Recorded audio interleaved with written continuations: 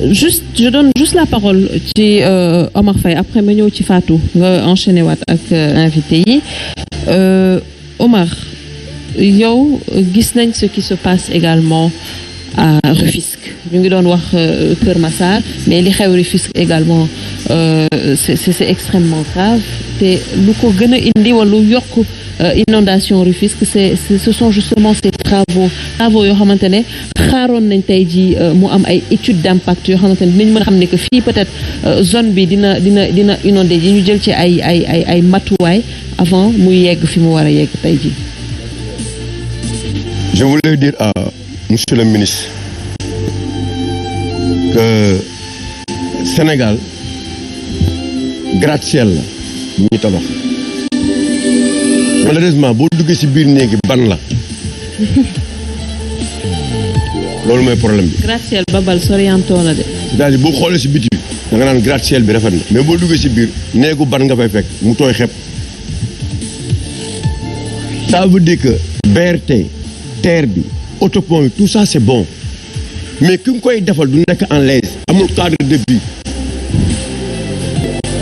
ba mën a jógee këram bu nawet jotee dem jël terre wala dem jël BRT bi wala del autopont bi travaux yi ngeen def yëpp nawet fekk na ko fi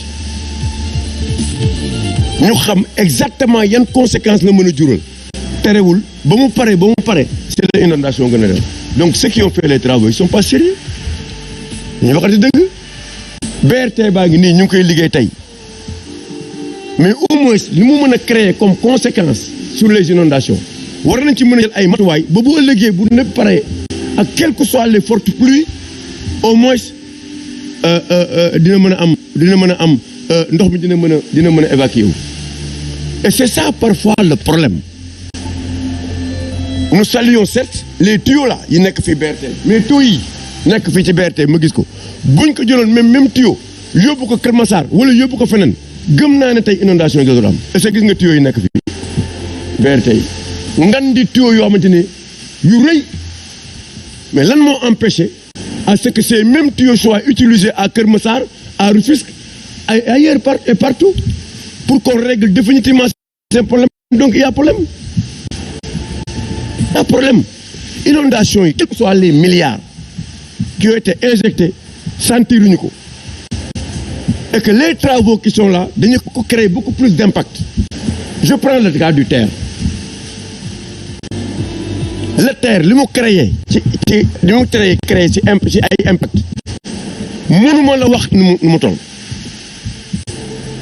da nga koy defar mu pare conséquences yi regardez ça regardez les vidéos qui sont là ça c'est le TER kii ndoxu foos la te pourtant dafa taw ndoxu foos baa ngi nii lii monsieur le maire doon wax lii te ngeen na non seulement tali bi dafa effacé wu mais ndox mi ci TER bi lay jaar gis nga fii lay jaar dugg ci tuufu tunnel bi du am problème mi ngi nii xam nga ça c'est des choses claires qui sont là du lu ñuy wër dañ koy gis mi ngi nii tey te lii dara créé wu ko loolu TER bi parce que l'eau pluviale bu mënul dem day dugg ci fosse bu dugg ci fosse bi day am refoulement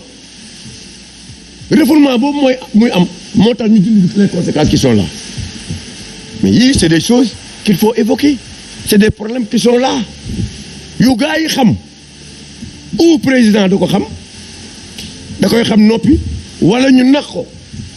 Mais nous menons notre président de la République. Mais non, ça dit ça. Même si Serigne Saliou n'est pas d'accord avec moi, c'est l'homme le mieux informé, le plus informé du Sénégal. On met dañuy jël ñaari thèse rek ñaari hypothèse yi la ñuy teg ou xam na ko noppi ou ñu nax ko mais te yaakaar naa ne bu yàggee Sénégalais yi di wax waruñu ko mën a nax ci situation yi am nii tey gis nga fii nga gis nii muy li ngeen gis nii noonu tunnel bi ngeen gis nii. waaw bu tawee ba taw.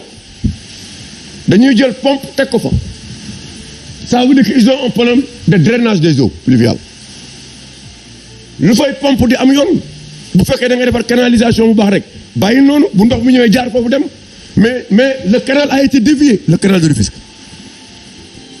déviation canal boobu voilà ses conséquences dans toutes les maisons da nga gis mu jékki-jékki mur bi bën na kër gi bën na mur bi di dugg ci biir kër yi te moom la ñuy di vivre nii actuellement te dara créé wu ko du les conséquences aujourd'hui du terre donc jëluñu en compte les préoccupations des populations dafa ñu audience foraine waxtaan ak population yi xam suba bu ñu defee liggéey tel ou liggéey tel yan mooy conséquences c'est pourquoi ils ne dorment plus les habitants qui sont là ils ont la névrose à chaque période pluviale ñu ngi nii li la ñuy dund mais li gën a garaaw mooy gis nga terre bi fi mu nekk nii. waaw. dafa am haute tension bu fa nekk. haute tension ba mu nekk foofu. fii nga xamante ni fa lañ defar fa la gaar bi nekk. haute tension bi 90 000 volts la. énorme. 90 000 moo ne ci kaw. terre bi li ci suuf c'est 25 000 volts. imagine li nekk ci kaw fekk ci li nekk ci suuf fa lañ jëm. reste dolli nag canalisation bi baaxul parce que c'est dévié demul ci canal bi. et que ce canal-là c'est le plus grand canal ñu ngi ko tabax temps période coloniale bi c'est de l'eau pluviale qui quitte Sangalkam qui quitte Kër Ndiaye Lo et rentre à Rufisque jaar par la canalisation dem géej léegi ça a été dévié voilà ses conséquences maa ko sol conséquences yaa ngi nii d'ailleurs dama bëgg nga invité fii ki yor Promoville nee na les réalisations yi Promoville def tax na inondation yi wàññeeku canal baa ngi nii lii Promoville la man ci def lii moom dañ koy porter plainte moom nan nga mën a concevoir un canal aussi vétuste comme le canal de Rufisque qui doit être réhabilité oui yokk profondeur bi dafa too ko nga ne da nga koy jël di fa tabax ay cantines c'est grave lii très grave lii c'est-à-dire lii ingénieur bi ko xalaat sax ba naan dañ ko war a def kooku vraiment waxuma sax non seulement dañ ko war a dàq mais dañ ko war il doit être emprisonné pour que demain kenn bañ ko defati. conséquences yi muy créé gis nga ndox mi bu kiwee nii. day jékki-jékki tas dugg si biir kër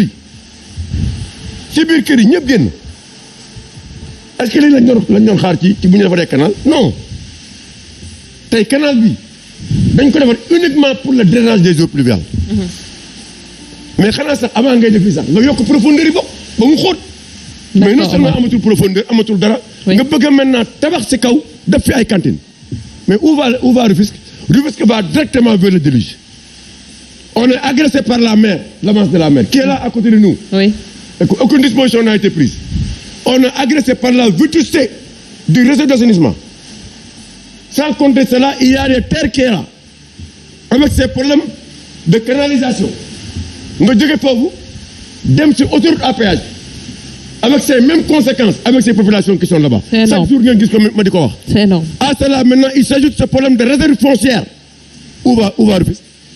Rufisque va directement vers le déluge, d'autant plus qu'on est en train de créer des pôles urbains à Diamniadio et à Lac Rose et laisser Rufisque mourir. Voilà le combat que les gens sont en train de mener. mais qu'est-ce que vous attendez tey jii. ci lan ngeen di xaar yéen waa Rufisque ci justement. ñu jox ñu suñu gëdd xam suñu bopp Rufisque c'est une ville historique tous les grands rôles toutes les grandes décisions se tenaient à Rufisque Saint-Louis bi ngay gis la Kaolack Dakar et Rufisque aujourd'hui Rufisque est la ville la plus dégradée on est en train de bafouer notre dignité amul dara loo xamante ne tey mën nga taxaw duut ci baaraam ne lii Tëngéej baax na fi amul.